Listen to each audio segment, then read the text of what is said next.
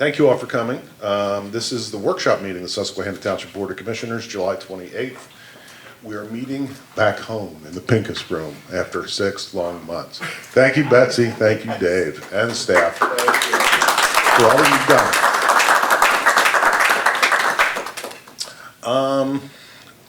done. Calling to order, I would note that all commissioners are here with the exception of Commissioners Napper and Hissero, who are both excused.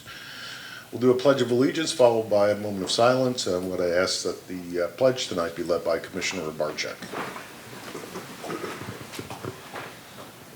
I pledge allegiance to the flag of the United States of America and to the republic for which it stands, one nation, under God, indivisible, with liberty and justice for all.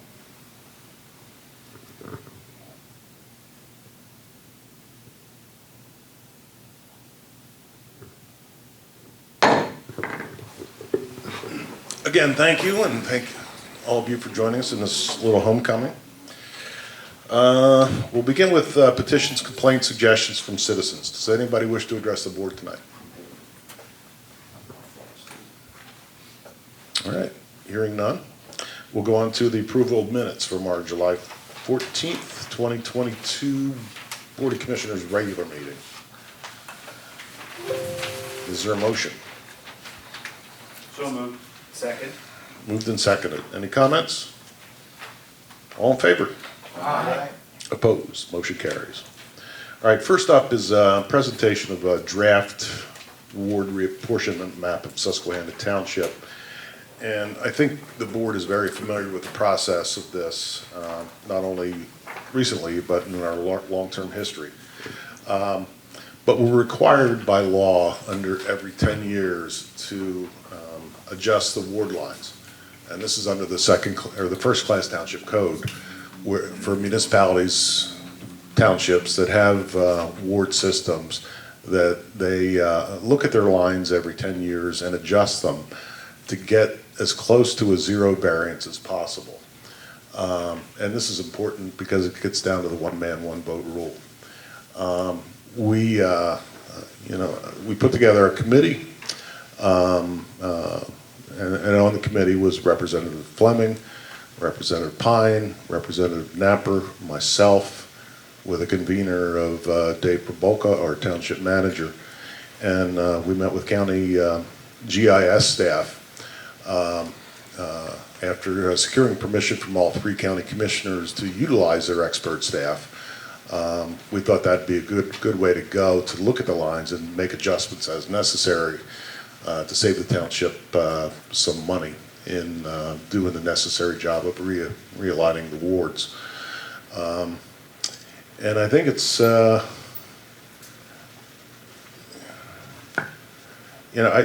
one of the conditions, actually 2 of the conditions that we started out with was that every commissioner would stay in his or her own ward. And that was important to all of us.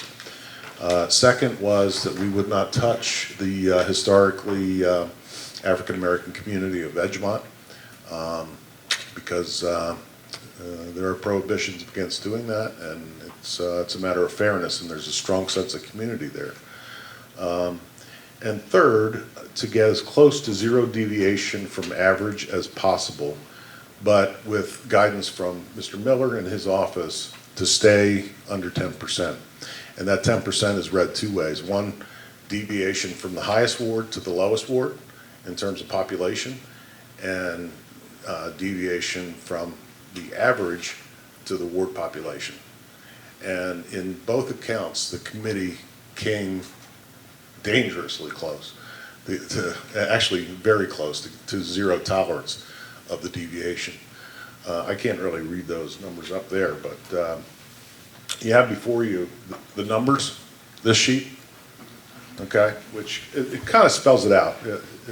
By ward, it has the current ward population, the ideal ward population per the 2020 census, and the variations from the average. And you'll see that we did need to do some work, particularly the first ward needed to grow by about 260 residents. Fourth ward needed to grow by about 240. Third ward needed to take a haircut by about 300. Fifth Ward was relatively okay, Sixth Ward was relatively okay, as was 7. Ward 8 needed to make up almost 300 voters, and Ward 9 needed to shrink by 420 voters to get down to that zero, as close to zero deviance as possible. So, the next column here is the percent variance that you can see, and there was some work that we needed to do, primarily in 1, 8, and of course 9, and in 4. So, like I said, we met with the committee met with county last week, and we put together. We laid out the ground rules, and made some lent some expertise as to knowledge of the wards, and where are hot spots, and what we want to avoid and not avoid. But basically, we wanted the county to help us do our work for us, because at the end of the day, this is our map. And what we're doing tonight is explaining to you the process, how we got here, and looking for a consensus or an agreement. Well, first of all, questions, any questions that you may have, and to see, and then to consider it for our August 11th meeting. We're in kind of a time crunch here. We have with us Jerry Fieser. I mean, the advantage is, who's Dauphin County Chief of Bureau of Elections and Registration. The advantage of utilizing county expertise under the commissioners and also Jerry's staff helps us to establish a chain of custody for this information, so that it's no surprise when they get it. So it's going to get there, and Jerry can explain this in a little bit. It needs to go before the county commissioners. It needs to, I'm sure, going to need to be blessed by the county solicitor. Jerry's office is going to have to review it. And then, I'm not sure of this, but it may need to go before a judge, probably Judge Evans, who handles election law. So to compress the schedule as much as possible, it's really been helpful to have this partnership with the county, and so we really appreciate that, Jerry. So I spelled out on this spreadsheet, the ward population numbers, and we're not going by voters, just by way of information. We're going by raw population, and that's according to the law. And the GIS staff, in working with us, applied those numbers to the maps that you see on your handout, and that may appear up on a screen. There it is. And I can go through it a little bit. Like I said, ward number 1 was an issue. So what was done there was, let me back up. See across the top of the township, the bright yellow all the way through the brownish and into the yellow? That used to be all one census block that contained, what, Jerry, 1,500 people? 1,500 people. So you couldn't go 1 inch into that census tract without including all 1,500 people. So in the last 10 years, the Census Department added a line and made 2 additional blocks, which made reapportionment for Ward 1 so much more easy. Because otherwise we would have to go down along Lingelstown Road and down south again, because we couldn't touch that big bubble up there. So that was one. And I mentioned that Ward 8 had to grow, and you'll see that right below Lingelstown Road. Lingelstown Road is not marked, but it's right where you see the number 8. That's Lingelstown Road. And Justin's ward had to move a little bit into Ward 9. And that's a shaded or hashed area right above the numeral 9 on your map. That's the proposed Ward 8, because Ward 8 had to gain a lot, Ward 9 had to lose a lot. So below that is Ward 9, and that's the result. Ward 2 had to gain a little, and so the old Ward 9, which went up into Ward 2, Gary, right there Yep. So a portion of that population had to come into Ward 2 to get the numbers as close as possible. And if we scroll south a little bit, on the right side of the screen, you'll see Ward 4, the mighty blue ward there. We had to, that's Progress Avenue that runs up the side, on the left side of the screen. We had to cut across Progress Avenue to, and by the way, you have to have contiguous areas, contiguous census blocks. There were so many obstacles to getting this done. But you had to go across Progress Avenue, and the 4th Ward had to grab a chunk of, to make up some population, had to grab a chunk of that apartment building, used to be Camelot Village, Chief? Kings Court. Okay, yeah, that apartment building across there, so. And then in the southeastern portion, a couple of rows from Ward 6, a couple of blocks from Ward 6 to help Ward 4 grow a little bit. Ward 4 is still the smallest population, but it's in much better shape than it was. If you scroll to the right a little bit, we'll look at Ward 3. Ward 3 is our biggest ward. And it was before, and it will be again. Well, I guess 9 was bigger. But so to help with this, some of the things that were done, if you could just roll down a little bit, Dave or Betsy. So we. I think you mean up. Yeah. So I guess the big change here was taking a little piece of Ward 7 and going into the New Dawn area of Ward 3. Is that right? Yeah. Right? You know, to help make that offset. Rolling down or up. Okay.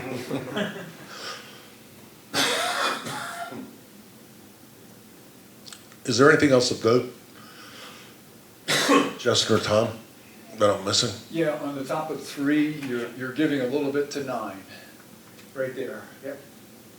Right. Okay. 94 voters. Yeah. So if you could scroll up a little bit, or I'm sorry, down.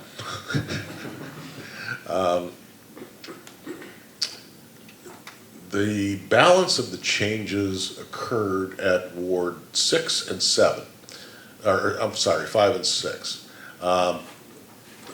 In the last reapportionment 10 years ago, that little section directly under the 06 for Ward 6, that's outlined in red. Looks like a witch's hat. Looks, no editorial opinion here. Anyway, that had gone from, I don't know where it came from.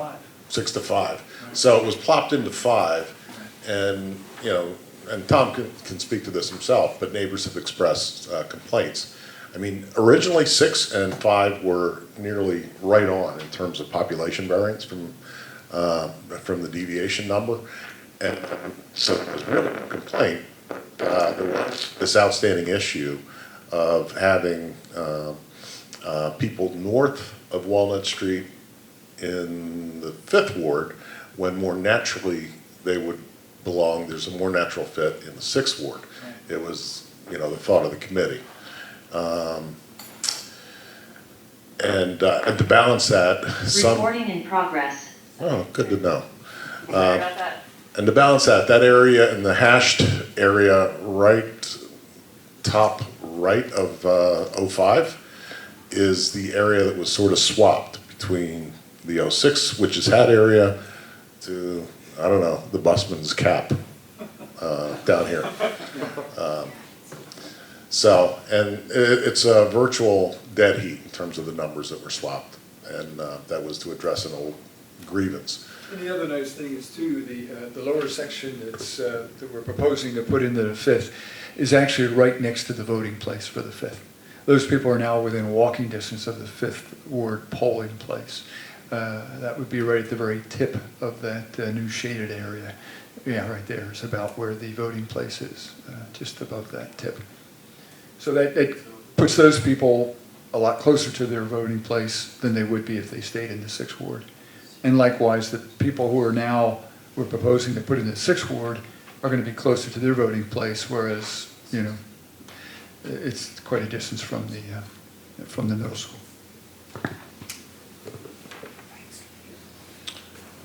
So that's that. Does anybody on the board have any questions of the committee? Justin, did you want to say anything at this point? No. No, I Okay. thought that, I mean, I just want to, well. Would you grab your mic for? Yes, I do. Okay. You know what? Never refuse an opportunity to speak, right? You should run for something. Anyhow, one of the things I do want to say is, you know, we took this responsibility, number one, very, very seriously. Number two, you know, as Frank mentioned, we were guided by numbers only. You know, our only charge, we didn't look at party registration, number of voting population. Our only charge was to try and make the numbers work as even as possible. So, you know, the areas that needed to grow, we're able to do that. And fortunately, we were able to accomplish that because some of the census blocks were smaller than they had been, as was pointed out. But so that really was our only charge. The other thing that I will just reiterate, you know, when we authorized this committee to begin doing this work, these are going to be changes for 2023 and beyond. Nothing is changing in the immediate term.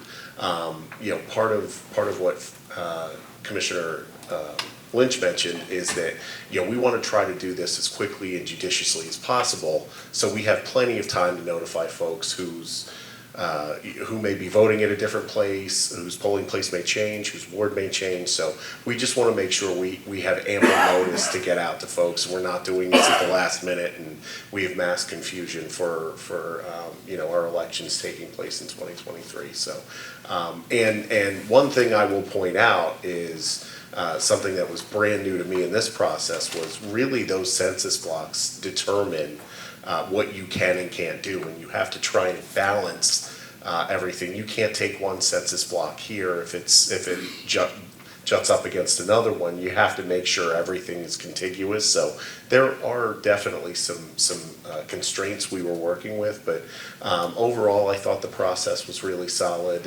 And again, we undertook this very seriously, and you know, for our part, with, you know, without regard to politics or you know, often redrawing lines is you know, choosing your voters and things like that. We didn't give any thought to that kind of thing. We just tried to make the numbers work as best as possible. So, thank you, Commissioner.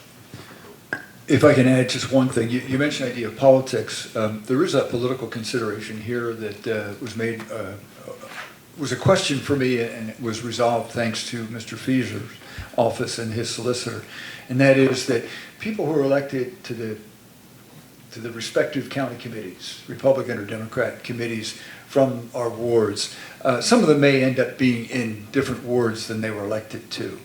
But it's our understanding, and maybe our own solicitor can verify this, that those who were elected last year to those committee posts will remain as committee people from those original wards, even though they may not even reside in that ward any longer. This is the guidance we've been giving. So if you're a committee person who's watching this and you're wondering what impact this is going to have on your position as a Republican or Democrat committee person, the answer is that it will have none. You will continue as the committee person from the ward to which you are elected. Well put. Any other commissioners? I know it's a lot to throw at you, but any other commissioners have any questions? I do have a question, Mr. President. Yes, my son. Thank you, Dad. All right, so first off, I want to commend the committee that did this so fast, and of course the county, our county counterparts. And all in all, I think it's a great balancing act, you know, in terms of voters. I do have to point out that 5 and 6 have roughly the same, you know, similar populations. So really, if you just look at the numbers, there's really no reason to change anything there, right?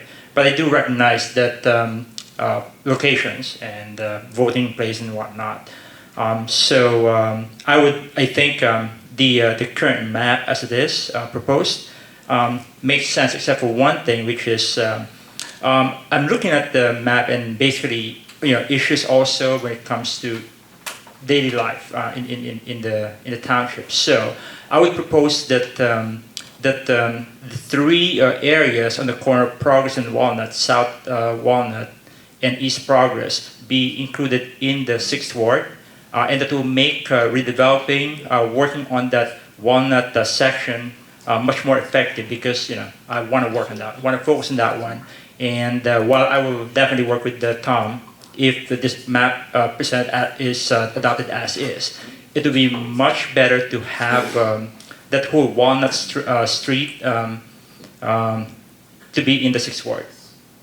And that will basically make the 5th Ward minus 53 people, and the 6th Ward plus 53. So you're looking at 2947 for the 5th Ward and 2987 for the 6th Ward. So we're still under 3,000. So kind of like, also it looks for a much cleaner map in the first place.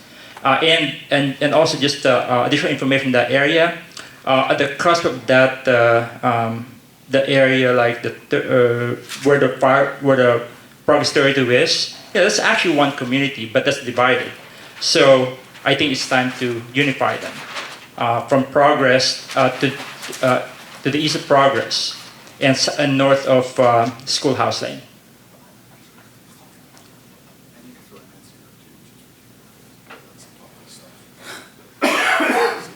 And I don't know what's in there, by the way. I know there's a cigar shop. Right. And the bus depot. But I think it would be much more logical to have that whole area north of Schoolhouse Lane and east of Progress to be part of 6.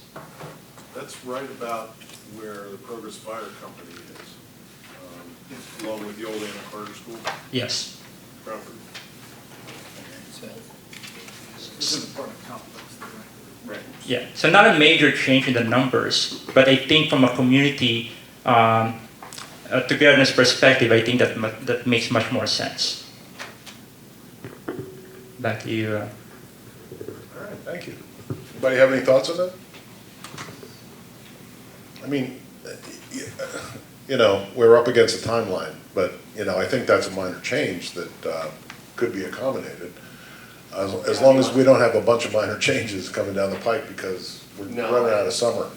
I'm satisfied. I mean, the only question I would have is if we make a motion to approve with that minor change, would it still, as long as it's reflected on the final map, would we have, if we make a minor change, would we have to present it all over again? I guess is my only question for this. If you make a minor change, it would be incorporated in the ordinance and the map that would be advertised for August 11th. Good. As the final map to be As adopted. the map to be adopted, so long as Mr. Feeser and the county are comfortable with that change, and it keeps us within the tolerances that are set for here. Okay.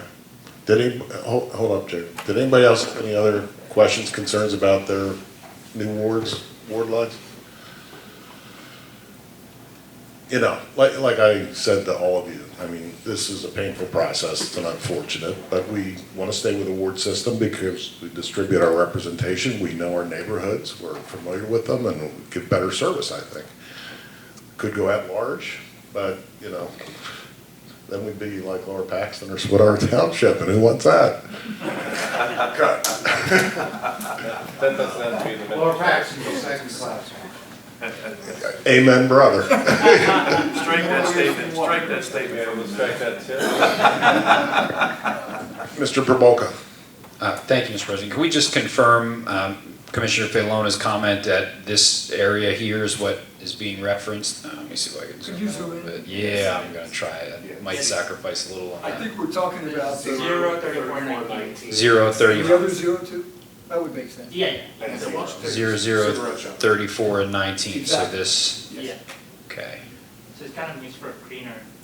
This would be kind of the witch's face. Exactly. We'll take it out. Understood, thank you. All All right, if there are no other questions from the board, Mr. Feaser, really appreciate your help on this process. Just remember, I had no help in this process. We kept our thumbs off the scales. Here, why don't you take a mic and go on the record, please? Thank you, Mr. President, Commissioners, Counselor, Township staff. Again, as a Township resident, I was pleased to help save the taxpayers' money in this endeavor. But again, our reaching out to offer this service was a twofold. Number one, to save the money. Also, so that once you settled on your lines, whatever changes you want to make are fine with me. I've got no thumb on this scale. But once you make the lines, all we have to do is literally flick a switch and call them election districts, and then we can start moving on our process. Not to belabor much of what was history, but 10 years ago when I came onto this job, in January, I was given the maps and said, here, get this to the court. I had to get it to the courts. After the Board of Elections approved it, then we had to get it to the Department of State, which had to approve it, and then I had to make the changes in the shore system. And then we had to get everything done so that you all who were up that year in 2013 could get the necessary walking lists and know where to circulate your petitions. By doing it this time, we hope to, once you get your process approved through the ordinance, we will then take this directly to the Board of Elections with an effective date also of January 1st.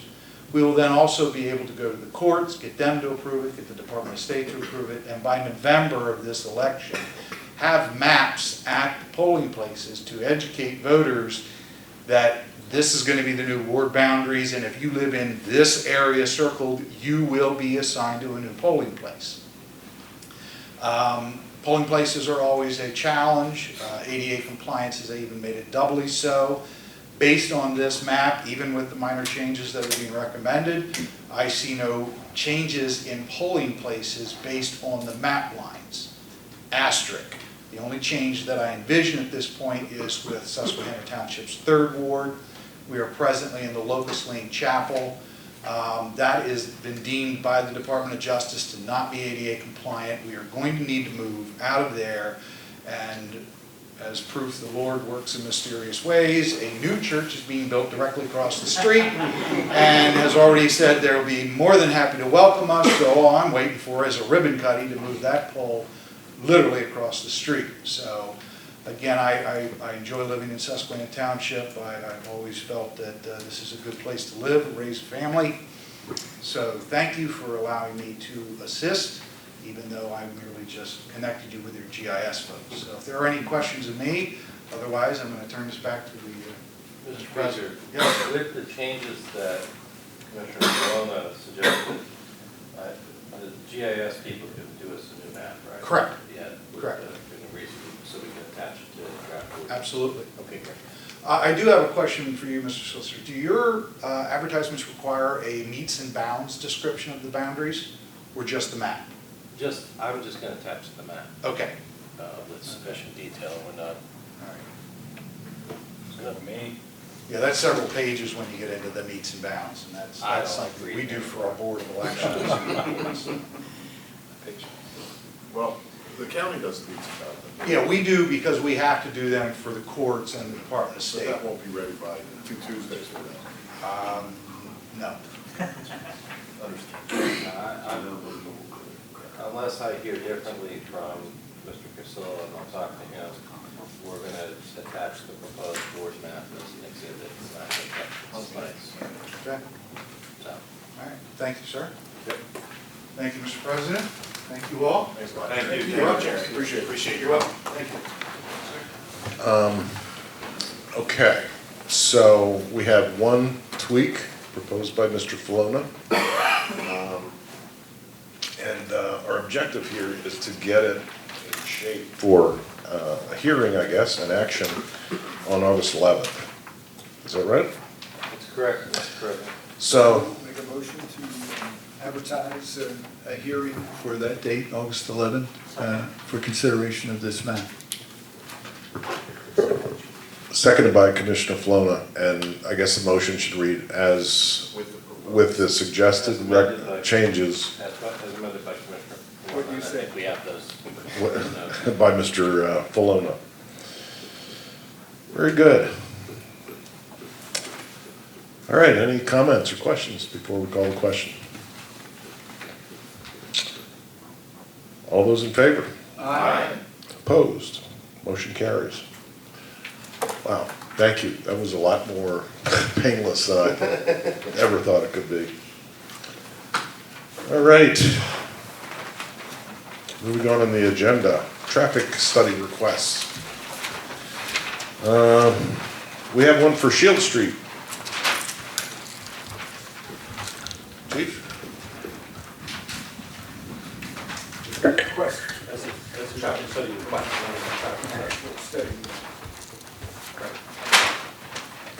All right, so, want to tee it up, Mr. Provolka? I certainly can. This was a request from Commissioner Pine for a traffic study on Shield Street in the vicinity of the intersection with Canby Street. It's specifically requested that the study evaluate potential for the placement of speed humps, but we may also look at other potential traffic calming measures as well. We'll see to it. Sure. You want to speak to it, Tom? No, just to maybe add that there are already some speed mitigation steps that have been taken for that area, but they have been found, at least in the opinion of some of the residents, wanting. So, but you're pretty much aware of that, Chief. Thanks.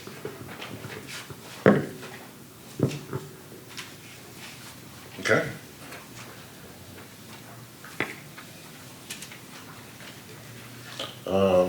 Next up is a parking study request on Clayton Avenue, and Commissioner Hisro is not here. Dave?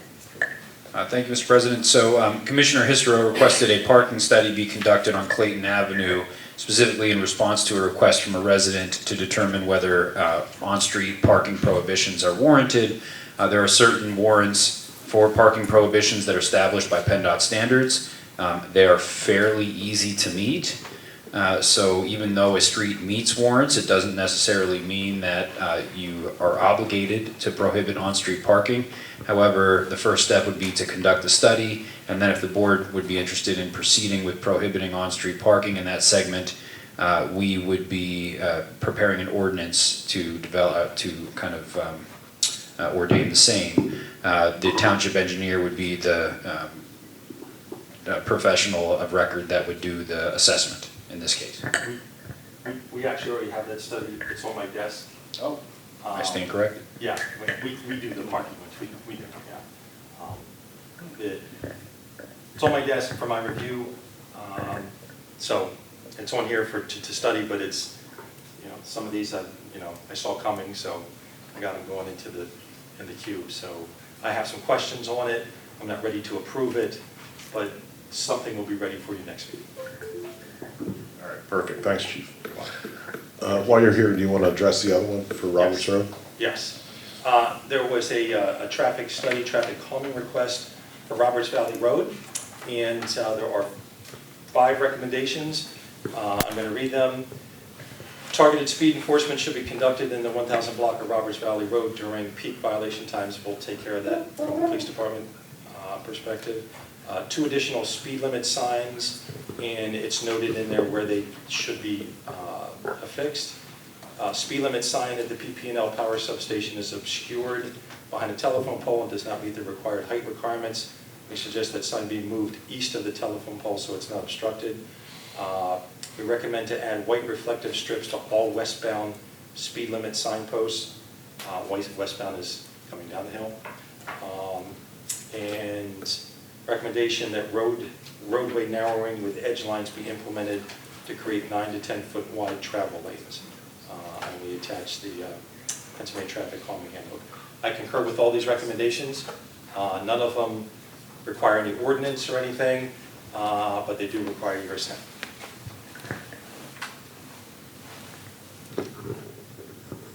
Okay, is there a motion on the floor? So moved. Second. Moved and seconded. Any comments? Yes, thanks to you and your officers for your work on this. And Chief, all you have to do is read these studies and you see the amount of thought and work that goes into it. So I really appreciate it.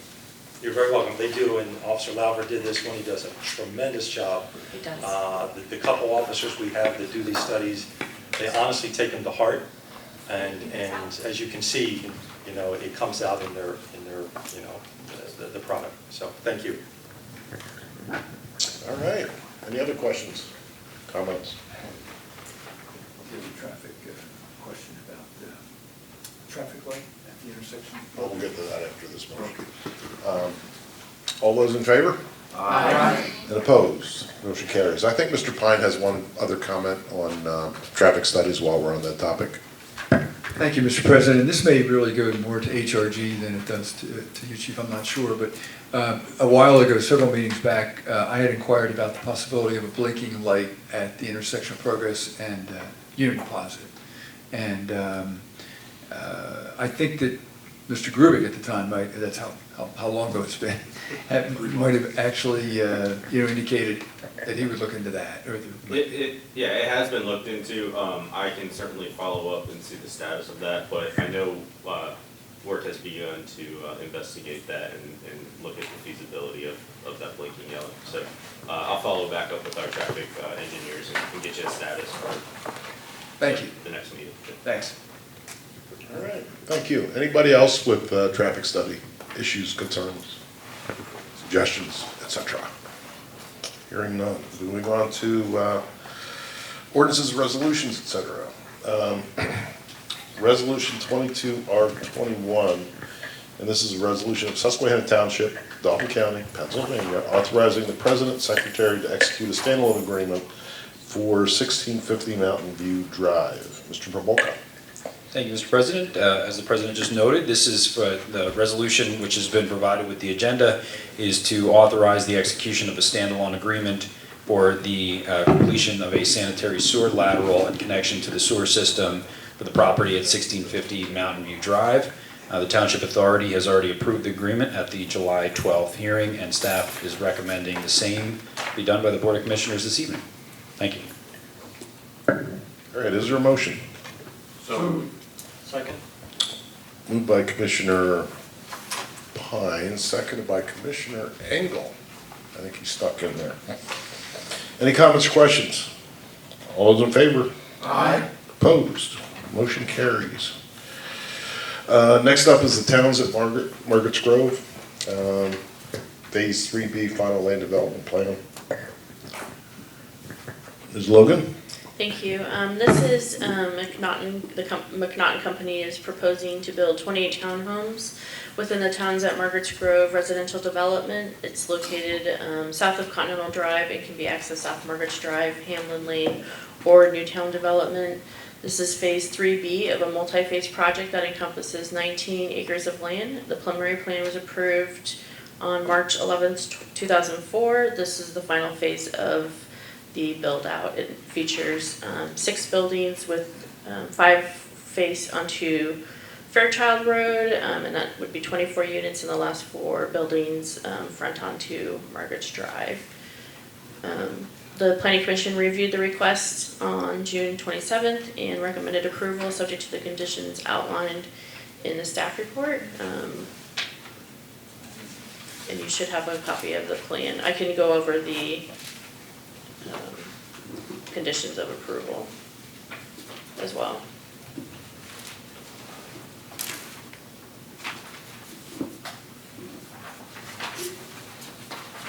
All waivers were approved with the preliminary plan. So the conditions of approval would be that all comments provided by the township engineer, the county planning commission, and staff are addressed. All recreation fees are to be paid before the release of plans for recording. Stormwater operation and maintenance agreement is provided and approved prior to release of recording plans.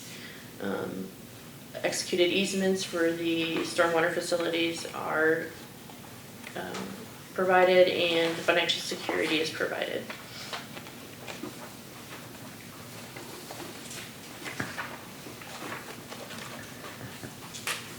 And Mr. McNaughton is here if you have any questions for him. This would be the final phase for those townhomes, and it would be completed. Move to approve the plan subject to the conditions that are recommended. second. Second. So we don't need to act on the waivers independently, that's it? Correct, those were already approved. There's a motion on the floor and a second. Any comments? Yeah, I have a question for Mr. McNaughton. I believe at the recent Planning Commission meeting, you talked about putting the final, what do they call it, wearing course on Hamlin, where the storm drain creating somewhat of a problem. And I was wondering if you have any kind of time frame for that. Want me to take a mic?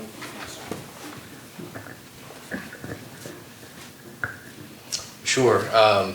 Can I just jump back a sec? Thanks, guys, for having us here tonight. I think you saw that the preliminary plan here was approved in 2004. So this project sort of sat for a while through some of the original downturn. We actually sold this project to another developer and have come back now full circle to take it over. When we're all finished here with this phase, we'll have added 116 units to the Margaret's Grove community that largely was shut down for a period of time. So it's really turning out to be pretty nice back there. I want to thank Commissioner Rothrock. He's been working with us, and there were folks that lived back there for 10 years and had sort of no construction activity, and now in the last 3 or 4 years we've put 50 or 60 or 70 units. So it's been a little bit of a some growing pains, but with the assistance of Commissioner Rothrock, we've met with the Homeowners Association. We now have standing monthly meetings. In fact, our next one's next week, so we kind of keep them informed on what's going on, and that's really been helpful, I think, for us and for them, and probably for your inbox as well, I would imagine. But to answer your question on the top coating of the streets, that is in process. It'll probably be more towards the fall of the year. It's better to put that wearing course down when it gets a little bit cooler. So we still plan on doing that this year. That would be Newtown Drive, Hamlin, and up the other street that I can't remember the name of right now, but be three roads that would. Margaret's Drive. Perhaps. I have the plan here. Bartlett. No, yeah, Bartlett. Okay. We still plan on doing that this year. In the fall, okay. Good, thank you. Any other comments or questions? No. Okay. All those in favor?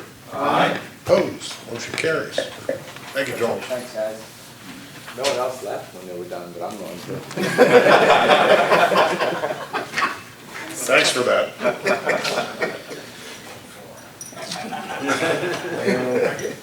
All right, next up is review of draft remote work policies. Mr. Pamoka. Thank you, Mr. President. So as the board certainly knows, the COVID-19 pandemic has really reshaped a lot of the workplace. I think one of the realizations that may have become more apparent in the wake of the pandemic was that many employees, not all, have full capability of working from a remote office. We have the technology in place, we have a lot of the capabilities that perhaps weren't present prior to this pandemic, and one thing that we learned was it's a commitment to work-life balance of staff. However, this is really a horizon that we don't want to venture into without a well-crafted personnel policy to guide provisions such as ensuring the safety of the home office environment, accounting for equipment needs, communication with the employee's direct supervisor, what I'll call kind of clawback provisions in the event that either the privilege is abused or perhaps a realization afterward that the remote work assignment just can't be accommodated or it doesn't meet our business needs. So provided with your agenda is a draft of a remote work policy. There's also a couple of other attachments to that, including a template of a remote work agreement. That would be a contractual arrangement between the employee and the township if remote work is approved, and then a remote work safety checklist so that we can ensure, as I mentioned earlier, that the home office environment is a safe one for that employee to be performing his or her assignments. This would really only apply to non-uniform, non-union employees of the township, really largely because of job functions. The police department and the public works department really have assignments and responsibilities that are not conducive to office or to home office work for the most part. So the draft is there. I'm not asking for any official action this evening, just any review and comment that the Board of Commissioners may have. This has been reviewed by the Personnel Committee, and there are a couple of comments that were made as well. And I believe the Township Solicitor has some additional comments to add.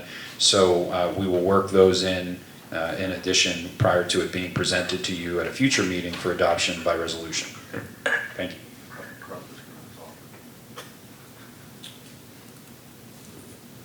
Okay, does anybody have any comments on it?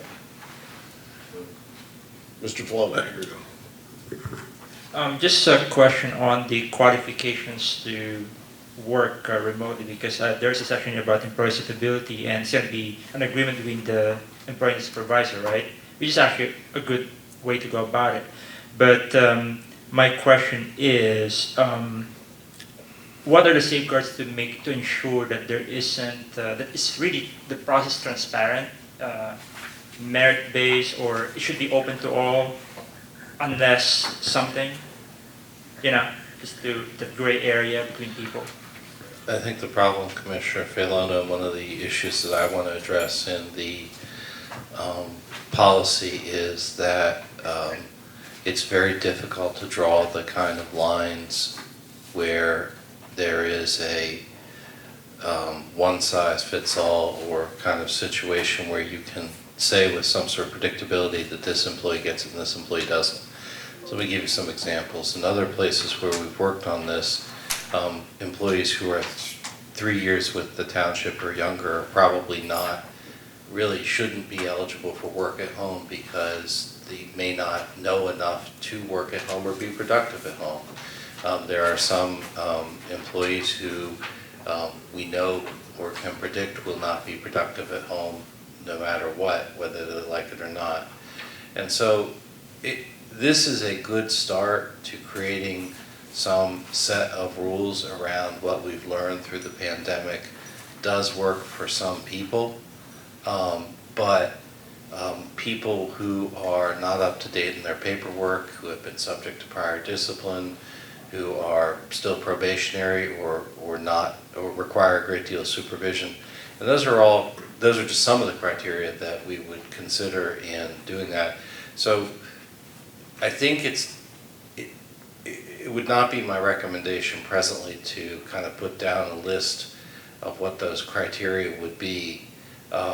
In terms of the transparency, as the manager indicated, this is going to apply to a subset of employees, small subset of employees. I think that the decision is going to be made by the manager and that leadership team, and by experiences that people generally have. If they disagree with the decision, there'll be no transparency. If they agree with the decision, they'll be happy with the transparency. I think the thought is exactly right.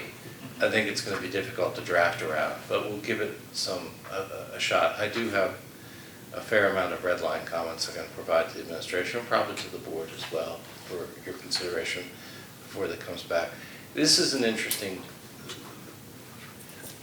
what we have learned, what I've learned for all of the clients we serve post-pandemic is that what we used to say before the pandemic was work from home crazy, we're not doing it, right? And what we know now is you can do it in some respects. And there's some people that actually benefit from it and some people who don't. That's the tough issue.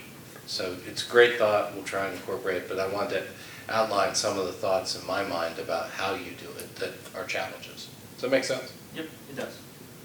Mr. President, if I could just echo kind of something that the solicitor just said. I think it's really important that the manager has the kind of flexibility because there may be an individual who has a special susceptibility to a respiratory ailment. Somebody you and I know, in fact, Fred, who if they get it, it could be their end. Well, I might get it, I might be fine. and recover. But if somebody else is more susceptible, has a pre-existing, condition and so forth, that's something we have to consider. So I think the manager's discretion is really important.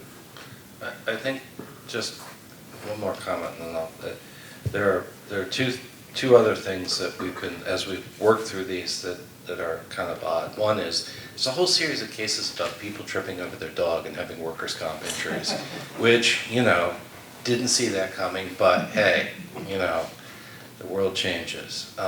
But a lot of times when we do these work from home agreements, sometimes they're light duty agreements, sometimes they're temporary agreements.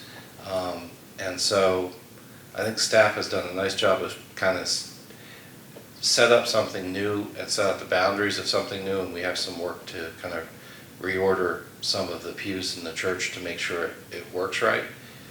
But you're both right. It's very difficult with something like this to kind of do anything but say these are our broad outlines of what we'll do, and what actually happens depends on a bunch of circumstances. So. All right, any other questions or comments? I do. Please. So throughout the pandemic, we've heard of all kinds of situations with people working from home.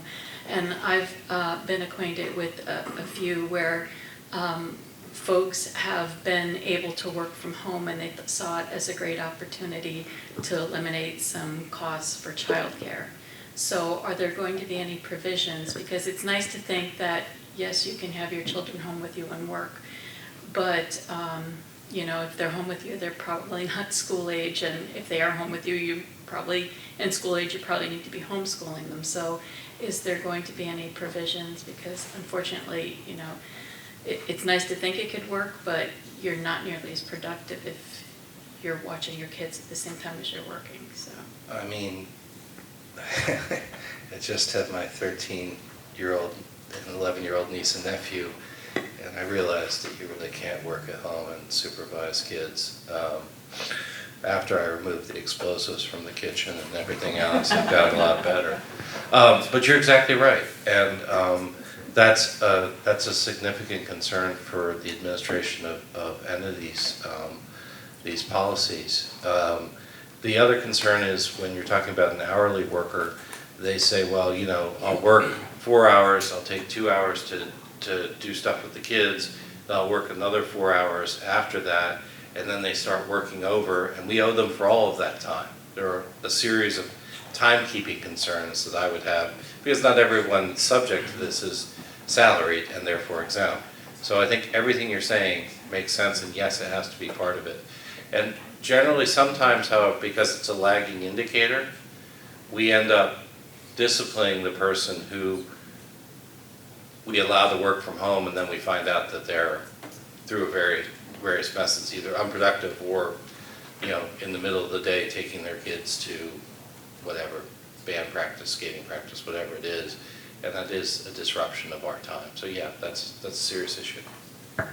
And Commissioner Barczyk, if I can just maybe respond directly, there is a provision in the draft remote work agreement that specifically says, and this would be signed by the employee, I understand that remote work is not a substitute for dependent child or elder care.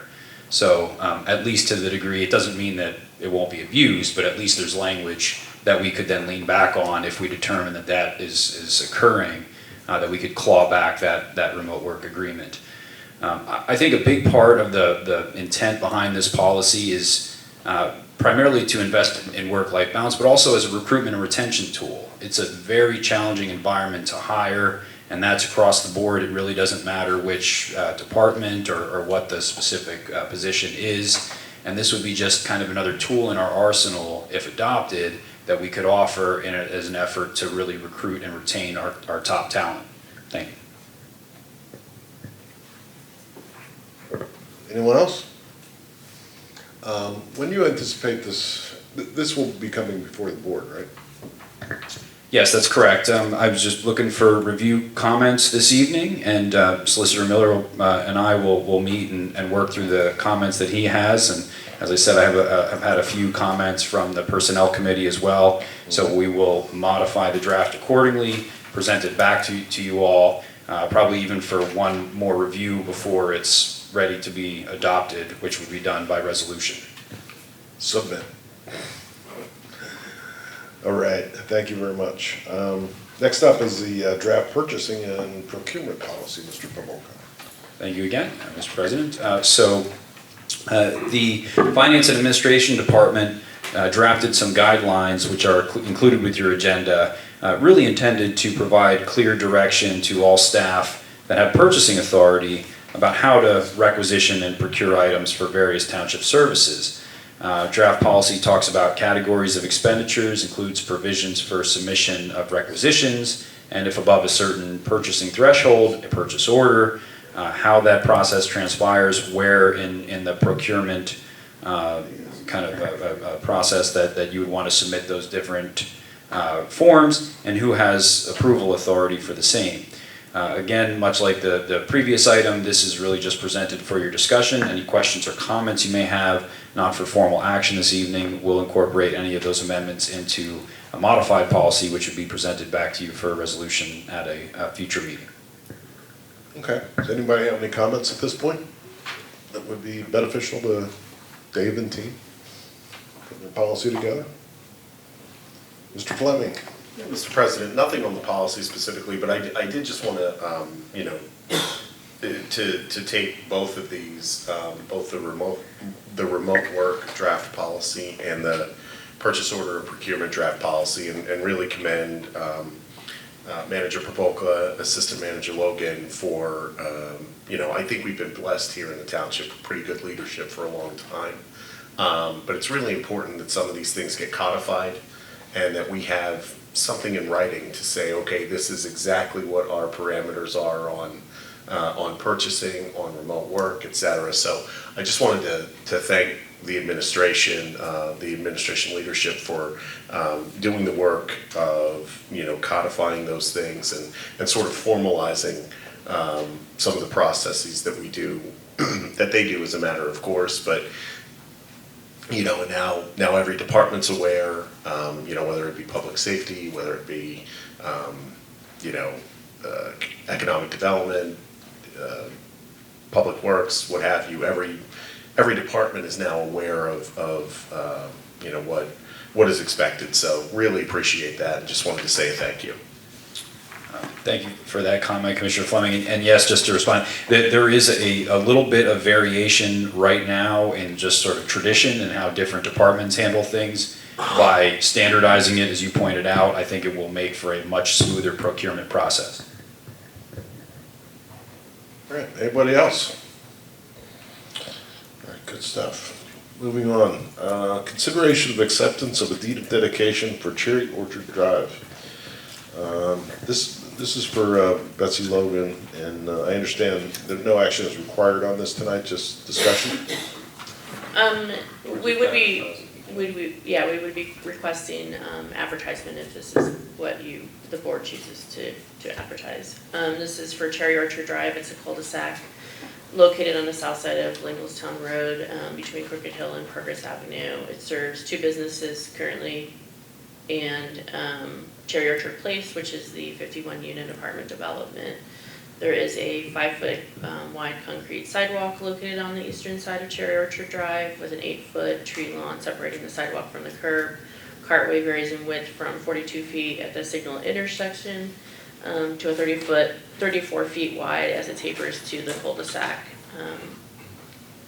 The total right-of-way offered for dedication is 31,476.82 square feet. The applicant has met all the requirements for the dedication of streets as outlined in Chapter 21, Part 3 of the Township Code of Ordinances. Provided with you in the agenda is the as-built plan for Cherry Orchard Drive and draft deed of dedication. So the question before the board tonight is if they would like to discuss if they're in favor of accepting the deed of dedication, and if so, authorize advertisement of a public hearing to enact the ordinance accepting the right-of-way. I thought in previous discussions on the agenda that we were just going to discuss it and not either advertise it for public hearing or adoption. I could be wrong, lots been going on, but to try to get the sense of the board. And I think that's what we're not saying whether or not you should advertise it, or I think it's for discussion, and if you do want to adopt it, then to recommend having an advertisement. Well, can we legally discuss it without a motion on the floor, Mr. Solicitor? Yeah, you can discuss it. Okay. Anybody have anything they'd like to say? Rocky? Yeah, this street road is pretty much standalone. It's ends in a cul-de-sac. Can only be accessed by Lingostown Road. And I'm wondering whether those two factors create a problem for our highway staff in plowing and maintaining that. You know, being that we have, I don't know, it's kind of there by itself with no other connecting roads. I think cul-de-sacs are inherently challenging for winter operations in particular. Cul-de-sacs that have a large enough turning radius can typically be accommodated fairly easily. I don't think that this would really qualify as one that is very easily navigated, but it's a decently sized cul-de-sac. You can see the radius is about 40 feet. In the exhibit, that's what in the agenda. You probably can't see it up on the display here. Maybe I can zoom in a little more closely. So it's a decent sized cul-de-sac, but I think Commissioner Rothrock, your point is well taken. It certainly is. It does pose additional challenges. We have these conflicts and these cul-de-sacs in many locations around the township, and our road crew is pretty skilled at navigating around them. But it's not ideal. That's absolutely correct.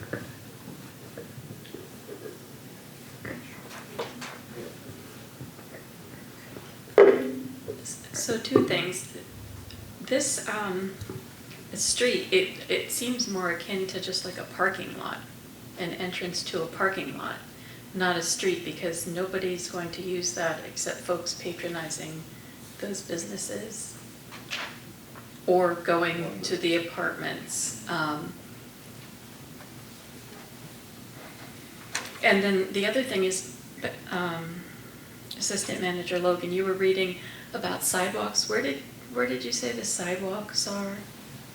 There's sidewalk along Cherry Orchard Drive on the north side. There's not sidewalk on the, I'm sorry, I'm looking at the wrong direction. On the, if you're looking east, thank you, it's just planted on the west side. Okay, thank you. Yeah, so I'm not sure why we're doing this, because in a way, as Commissioner Barger noted, this serves private properties, and there's no cut through there. There's really no, I don't see the need personally for this to be a public road anyway. So it's like we're assuming something that is not really for public use, or other than people who will be using this property. So, I mean, a property owner has the ability to request the township to dedicate it. It's a request for dedication. It's not something that the township has to do. Generally, when they propose the development, they'll note on the plans that it will be offered for dedication, or whether or not it's a private street. So we have different standards if it's one that was identified as a private street and then they later want the township to adopt it. But the standards for deed of dedication, just they have to submit the request in a certain amount of time and it can't be voted on after September 1st, I think April 15th, because of the time frame. So probably 5 years ago, I think we adopted some standards to address these issues. If I may just highlight at least some variables to consider. First, by adopting additional segments of street where they meet our standards, they can qualify for additional liquid fuels revenue. So there is a little bit of a return. It's certainly not significant, particularly for a very relatively small segment such as Cherry Orchard Drive. But secondarily, and perhaps more important for consideration, is it gives the township control over the maintenance of that street. When it's a private street, and I've experienced this with several instances over my career, they can degrade. There's not necessarily an agreement in place amongst the property owners for maintenance, and it causes civil disputes in some cases. So by having accepted a street and offer a deed of dedication, it brings it into our purview, and it enables us to work it into a capital improvement plan to properly maintain it, gives that additional control over its maintenance and operations from the township's perspective. I just had a quick question. I tend to agree with the concerns. I mean, this is not a cut through in any way, shape, or form. It's really a road to nowhere. You turn right around. But my concern lies in, so Cherry Orchard Place is a senior living facility. So if we do not accept, will it be, and I'm thinking specifically in a snow removal situation, will it be incumbent upon the businesses that are on that footprint and Cherry Orchard Place to devise a way to maintain it?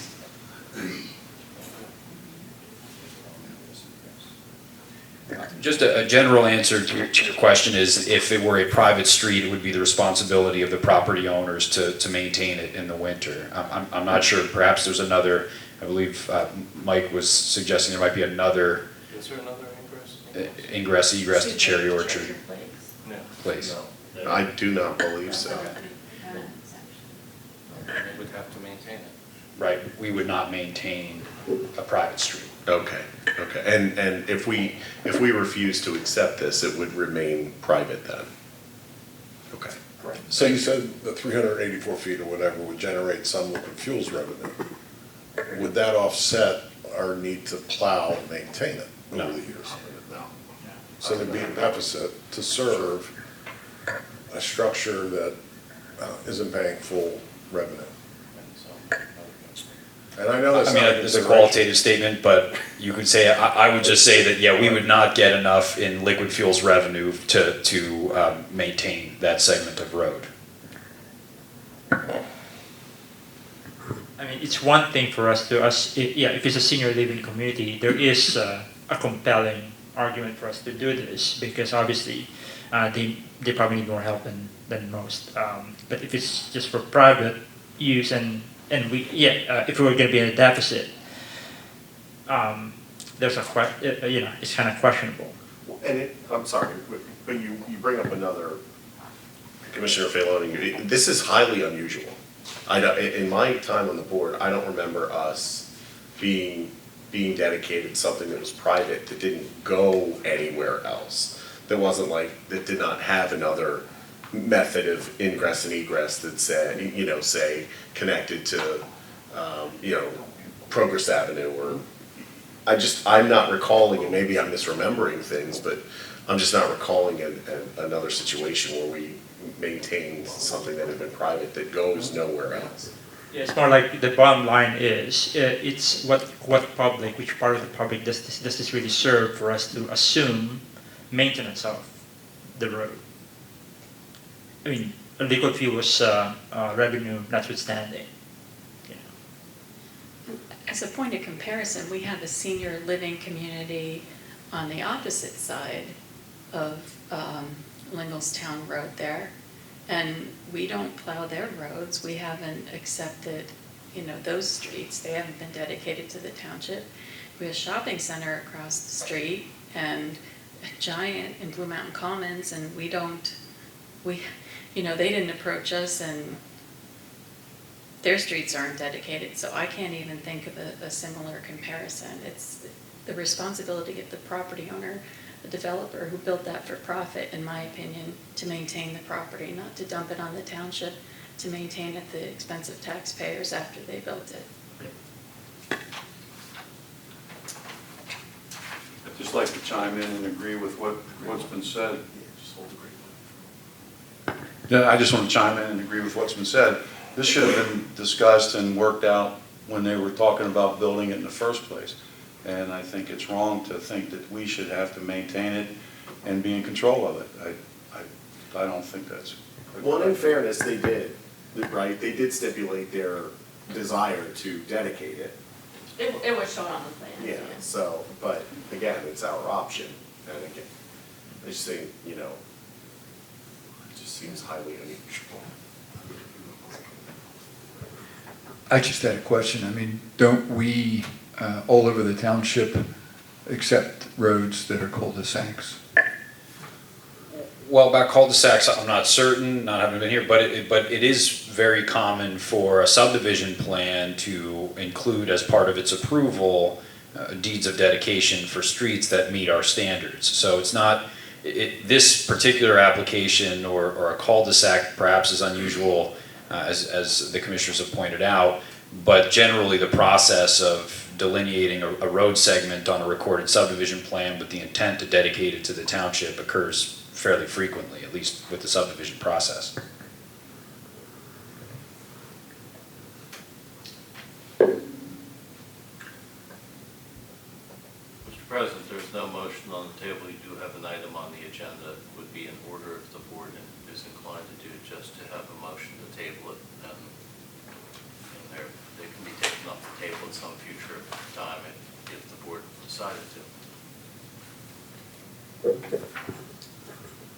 That's probably cleanest. Motion on the table needs no second, has no debate. It's just an up or down vote. I'll make a motion to table. Okay, it's been moved to table. Yeah. Done.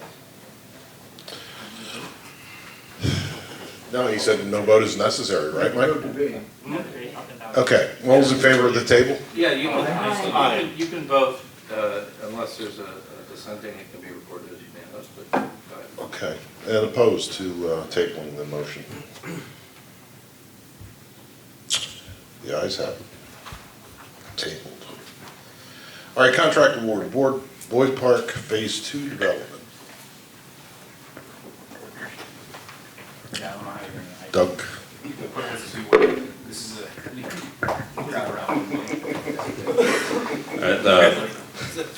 Thank you, Mr. President. Alex Greeley featuring technology. Yes, the dance in the background while I'm talking. So yeah, as y'all should be aware, we accepted bids for the improvement to Boyd Park Phase 2 back on January 30th. I think you all should be generally aware of what those improvements are, just a continuation of Boyd Phase 1 as far as walking trails, boardwalks that cross wetland areas, and a fishing pier and some other, I think gazebo and such, benches, etc. We received 3 bids. The apparent low came from a contractor by the name of Matthews Construction Services LLC out of the York area. Their bid was for $473,166.17. Initially, we were not familiar with Matthews Construction Services. So we decided to hold off providing recommendation at the last meeting in giving us some opportunity to look into their references and work of past experience. We did such. They provided several projects with similar scope as far as being park projects, recreation projects. We spoke to 2 municipalities. I couldn't get a hold of the third. Millersburg, I believe, and Spring Garden Township. Both the manager from Millersburg and the public works director from Spring Garden Township gave the contractor rave reviews. Said they were very responsible, very great to work with, had all equipment necessary to complete the scope of work related to the project. Found them to be nothing but great to work with. So we provided a recommendation to the board to accept the bid of $473,166.17 with the conditions listed in our recommendation letter. I can certainly read them if you need it. The bid is a little higher than what the available budget was, but in speaking to the other two high bidders, they pretty much confirmed that if we were to rebid a project of similar scope, that we would not get anything, just due to the material costs how they are, the fuel pricing how it is right now, that we would be pretty hard pressed to find a similar price. So that also weighed into our recommendation. So I believe, and Dave, you may be better to present this part. I believe you had two. Right. Yeah. So I guess the recommendations of staff would be to either accept and award the bid to Matthews Construction Services LLC for $473,166.17, or reject all bids and look to potentially value engineer and rebid the project in the future. I move that we award the bid to Matthews Construction in the amount of $473,166.17. Second. Seconded by Commissioner Pine. Any discussion? All those in favor? Aye. Aye. Opposed? Motion carries.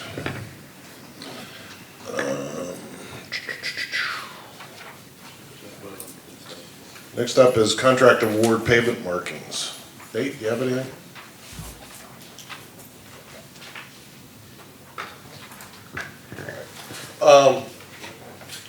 Yes, so I went through CoStar's, no, this one was actually through the COG. This is pavement markings, switching our current paint markings to thermoplastic, retroreflective. I went through different state roads, back roads with the contractor and crews, found areas, like right now they started line painting this week. You get to the end of the line, there's no stop bars, there's no turning arrows. Going with the thermoplastic, it is a little more pricier, but ultimately you're expanding the life 5 to 7 years longer than paint, and it will keep crews off the road, cut liabilities. So we're recommending the approval of $77,586 funded out of liquid fuels. This will be stop bars, turning arrows, some of the traffic study stuff that was approved, the slow 25 mile an hour and high priority VAS car lines to include 322, keeping crews off. It will give a longer stint and make it easier for our police to do their enforcement. Second. Moved and seconded. Any discussion or comments? All those in favor? Aye. Opposed? Motion carries. Thanks, Nate. Thank you. Thank you. On to consent agenda. We have 4 items. Appointment of Brian Genesee to the Susquehanna Township Highway Department, Public Works Department, the Highways Division, understood. His resume is in your packets, except unfortunately the resignation of Shauna Page. Financial security reduction for the enclave at Elmerton in the amount of $924,996, and a financial letter of commitment, PA Walkworks grant. Move to approve the consent agenda. Second. Moved and seconded. Any comments or questions? All in favor? Aye. Opposed? Motion carries. Any commissioner comments tonight? Yes, I have one if I may. Please. Thank you. I wanted to share some information about an effort that the Friends of Fort Hunter is conducting. They're doing a soft plastic collection, and they have bins to collect plastic materials by the East Pavilion, and their goal is to collect 500 pounds by the end of October, and they'll get a bench for that. There's a company that will make a bench for them. But I think the bigger goal is to recycle some of the plastics that we can't put in our recycling currently, our weekly recycling with pen waste. So I'll just give you a brief overview of a few items, like regular plastic bags from grocery stores, dry cleaning bags, and bubble wrap, and the shipping packages, the plastic bags. So, but you can go to the Friends of Fort Hunter website and check it out there and get more information, but I think it's a good effort on their part. That is laudable. Thanks, Jody. Anybody else have anything they'd like to weigh in with before we get out of here? All right. Don't believe there's anything else on the agenda. Motion to adjourn. Who was that? That's a familiar one. Yeah, everybody heard that before. Second. Second by Commissioner Phelan, 4-0. Fred and Fred. All right. Any discussion? All those in favor? Aye. Opposed? Motion carries. We are out of here. Thank you.